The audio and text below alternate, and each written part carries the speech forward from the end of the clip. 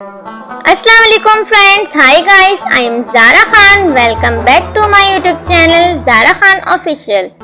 Novel Jannat Ki पत्ती bye Nimra Ahmad.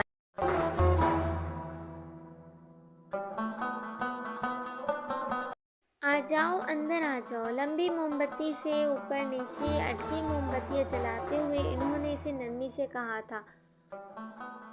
वो अपनी जगह से नहीं हिली, बस बिना पलक झपके इस पर ताइश लॉन्ग रूम के वसत में रखी मेज़ को देखी गई, जिस पे रखा सुनहरी सितारों वाला कलच मोमबत्तियाँ की हल्की जर्द रोशनी में चमक रहा था। ये तुम्हारा पर्स है, तुम इसे ले सकती हो। अगर मुझे यकीन होता कि तुम मेरे पास सिर्फ बुलावे पे आ जाओगी तो मैं इस बच्चे को ना भेजती। इसे माफ़ कर देना, इसकी मजबूरी थी।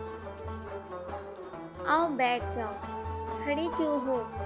वो हाथ में पकड़ी मोमबत्ती लिए अब सामने रखी डाइनिंग टेबल की तरफ बढ़ गई। वहाँ भी एक बड़ा सा कैंडल स्टैंड नज़र आ रहा था। इसके ऊपर जगह जगह मोमबत्तियाँ सीधी खड़ी थी। वो एक एक करके इन मोमबत्तियाँ को भी रोशन करने लगी। हया किसी मामूल की तरह चलती हुई आगे बढ़ी और बड़े सोफे के किनारे की निस्ब पे जा पहुंची। इसकी निगाहें अभी तक करीब रखे मेज़ पर अपने सुनहरी कलच पे थी। कुछ खाओगी?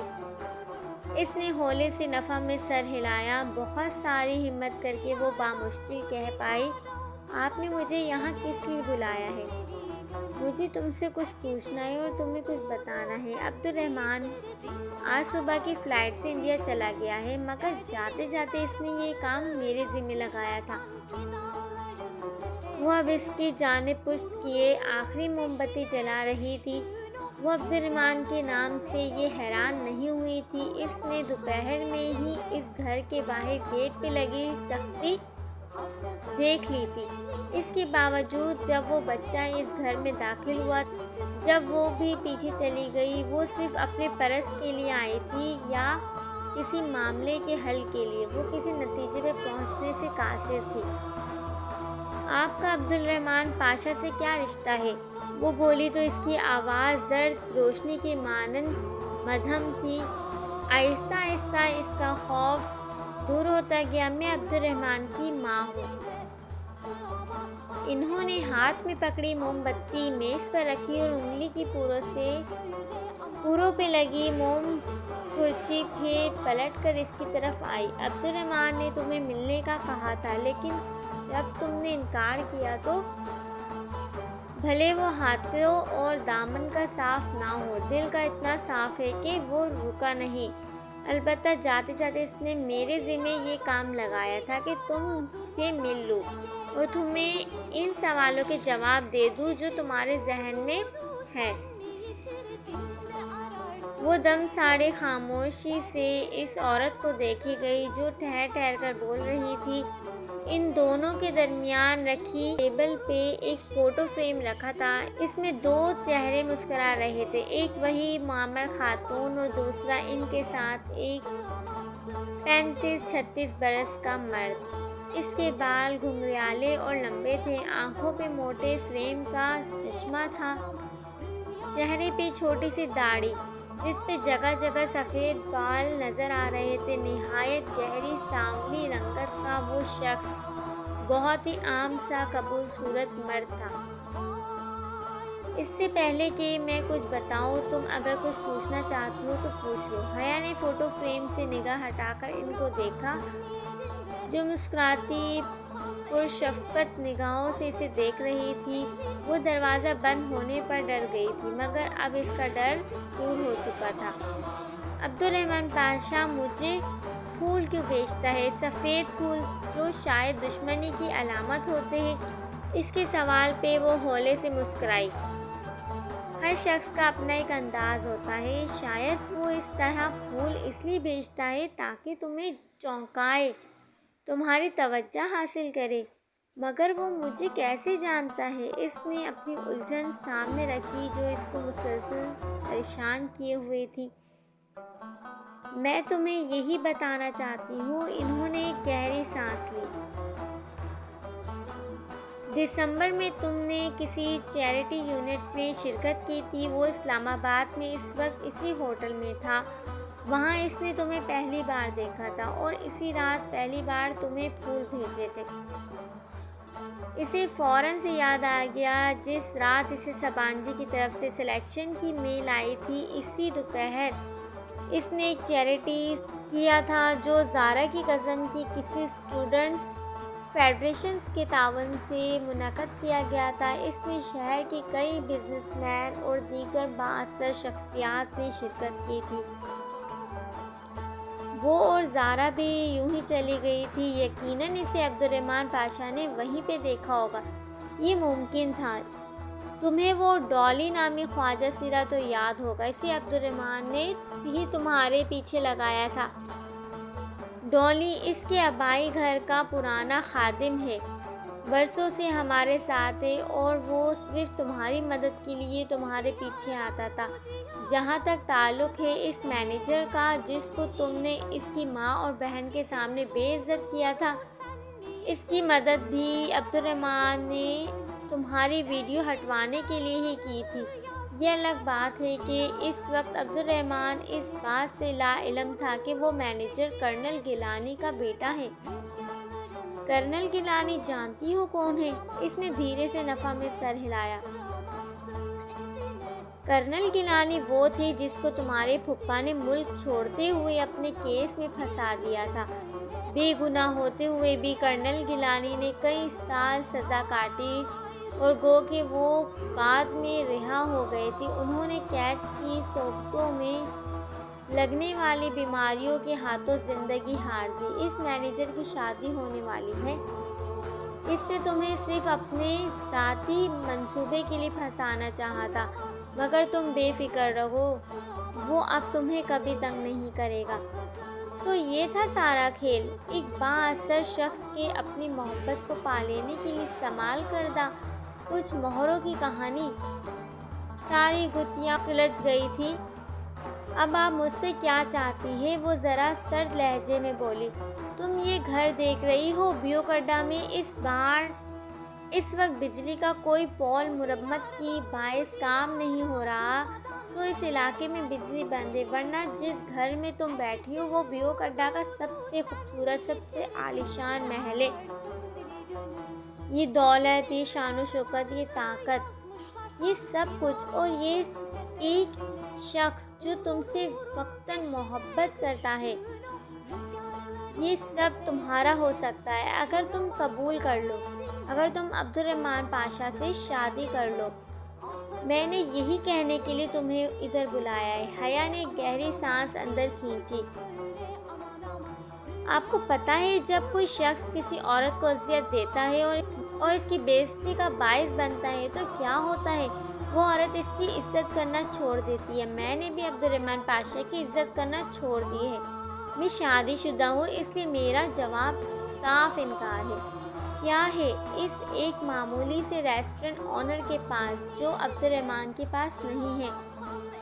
वो ज़रा हैरान थी। इसके पास हया सुलेमान और अब्दुर्रहमान पाशा के पास हया सुलेमान नहीं है। वो बहुत चबा चबा कर बोली थी। वो खातून लाजवाब से खामोश हो गई। और अगर ना रहे तब भी तुम्हारा जवाब इनकार ही होगा। वो एकदम अंदर तक कांप गई। ये धमकी है? नहीं, महज एक सवाल है। मेरा जवाब फिर भी इनकार होगा। ठीक है, फिर तुम बेफिक्र हो जाओ। अब्दुर्रहमान पाशा ज़बरदस्ती का कायल नहीं है, ना वो इश्क में जोक लेने वाला शख्स है। वो आज के बाद ना तुम्हें फ़ोन करेगा, ना तुम्हारा पीछा करवाएगा, ना ही तुम्हारे रास्ते में आएगा। वैसे भी वो 2.5 माह से कबल इंडिया से वापस नहीं आ पाएगा और इसके आने तक तो तुम यहाँ से चली भी जाओगी। इसने मुझसे कहा था कि अगर तुम्हारा जवाब इनकार में हो तो मैं तुम्हें इस चीज़ की गारंटी दे दूँ कि वो तुम्हें कभी परेशान नहीं करेगा। तुम जानती हो आखिरी फेरी 8 बजे निकलेगी। अगर तुम चाहो तो टिकट के पैसे। बहुत शुक्रिया, मेरे पास पैसे है। इसने अपना कलच उठाया और तेज़ी से उठी। सुनो, तुम इतनी अच्छी लड़की हो, कभी ब्योक अड्डा आना हो तो इधर ज़रूर आना। मुझे तुमसे मिलकर खुशी होगी। मगर मुझे नहीं होगी। वो वापस पलट गई। नीम तारीख राहदारी के दूसरे सिरे पे बने दरवाजे का नॉब इसने घुमाया, वो खुल गया। वो दरवाज़ा खोलकर बाहर आ गई। पत्थर बन जाने के खौफ से इसने पीछे मुड़कर नहीं देखा। बाहर शाम की नीलगो रोशनी डूब रही थी। हर सो अंधेरा छाने लगा था। वो दरवाज़ा बंद करके आगे रोश पे आई। इसी पल बाहर से किसी ने सफ़ेद गेट खोला। नीम अंधेरे में भी इसे दोनों साफ नजर आ रही थी। वो तुर्क में बातें करती, हाथ में हाथ डाले चली आ रही थी। वही गहरी जामनी फराक वाली बच्ची और भूरे स्कार्फ वाली बड़ी लड़की, जिसके बाजू में जंगली फूलों से भरी टोकरी थी। वो मगन सी बच्ची का हाथ थामे चली आ रही थी। इसे सामने से आता देखकर वो चौंक गई। हया तेज कदमों से आगे बढ़ गई। भूरे स्कार्फ वाली लड़की रुककर गर्दन मोड़े से देखती जा रही थी। बच्ची ने इसे झंझोड़ा तो वो चौंकी। फिर सर झटककर अंदर की तरफ जाते दरवाजे की जानिब बढ़ गई। हया तेज कदम उठाते हुए सड़क के किनारे चल रही थी। समंदर की तरफ से आती हवा मज़ीद सर्द हो चुकी थी। नीलगो स्याह पड़ती शाम दम तोड़ रही थी। जब तक वो वापस बंदरगाह पर पहुंचती, शाम अंधेरे में बदल चुकी थी। तारीख रात, वीरान समंदर, पुरअसरार जजीरा। इसका दिल चाह रहा था कि कोई महफूज जगह मिले तो वो फूट फूट कर रो दे। अभी तो वो रोने की भी हिम्मत नहीं पा रही थी। रात की फेरी कितने बजे आएगी? इसने टिकट की खिड़की से झांकते ऑफिसर से पूछा। इसका मोबाइल जहान साथ लाया था, मगर वो वापस नहीं ले सकती थी और जहान और डीजे के मोबाइल नंबर्स इसे ज़ुबानी याद नहीं थी, वरना कहीं से कॉल कर लेती।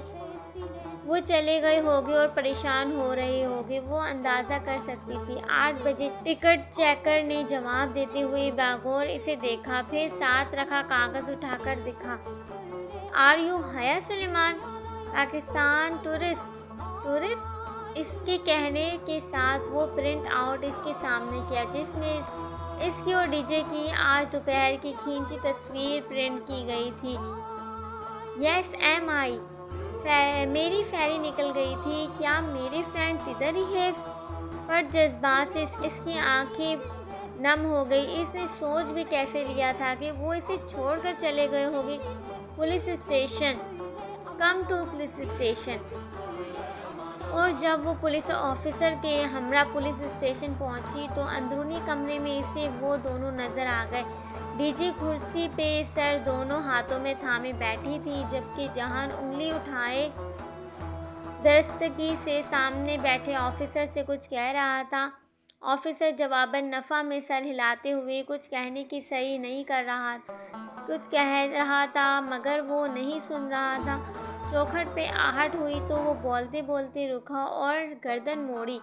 वो भीगी आंखों से दरवाजे में खड़ी थी। इसकी उठी उंगली नीचे गिर गई। अब लब भींच गए। एकदम ही वो कुर्सी के पीछे से निकलकर इसकी जानिब आया। किधर थी तुम?